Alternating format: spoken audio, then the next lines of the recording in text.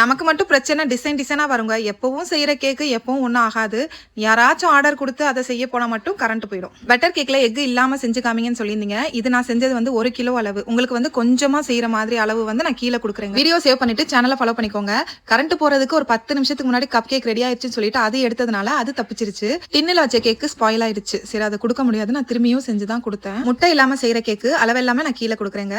பட்டரும் சர்க்கரையும் நல்லா வந்து மிக்ஸ் பண்ணிக்கோங்க. பட்டரோட கலர் வந்து சேஞ்ச் ஆகணும். அடுத்து பிளேன் யோகர்ட் சேர்த்துக்கிறேன். நீங்க வந்து யோகர்ட் இல்ல அப்படின்னா நீங்க கர்ட் யூஸ் பண்ணிக்கலாம். கர்ட் வந்து கொஞ்சம் கூட புளிக்க கூடாது. தயிர் நல்லா ஃப்ரெஷ்ஷா இருக்கணும். அதுக்கப்புறம் பால் சேர்த்துட்டு எல்லாத்தையுமே நல்லா மிக்ஸ் பண்ணி எடுத்துக்கிறேன்.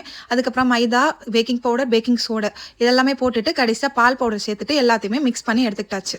6 இன்ச்சு டின்னில் எவ்வளோ ஊற்றணுமோ அவ்வளோ ஊற்றாம நான் கொஞ்சம் அதிகமாக ஊற்றிட்டேன். என்ன ஆயிர போகுது அப்படின்னு சொல்லிட்டு பார்த்தா அது பொங்கி கீழே வலிஞ்சு ஊற்றிருச்சு. அது போக இன்னைக்கு கரண்ட் வேற இல்லை. 180 டிகிரி செல்சியஸில் 35 மினிட்ஸ் வந்து நான் வச்சு எடுத்தேன். உங்களோட அவனுக்கு ஏற்ற மாதிரி நீங்கள் வச்சு எடுத்துக்கோங்க. கப் கேக்காக இருந்தால் ஒரு 10 மினிட்ஸ் பிஃபோராகவே எடுத்துடணும். ஏதாவது டவுட் இருந்ததுன்னா கமெண்ட்டில் கேளுங்க, ரிப்ளை பண்ணுறேன். பாய்.